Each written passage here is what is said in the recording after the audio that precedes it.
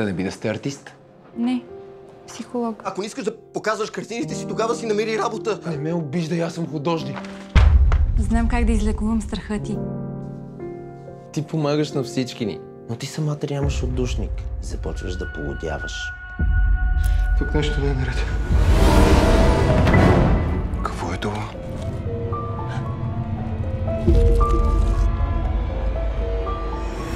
Ти не можеш да ме излекуваш. Си съм мъртва. Просто исках да ме обичате.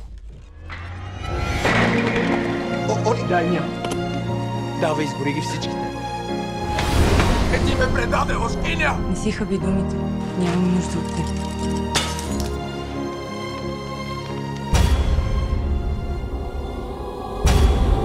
Това е моята малка.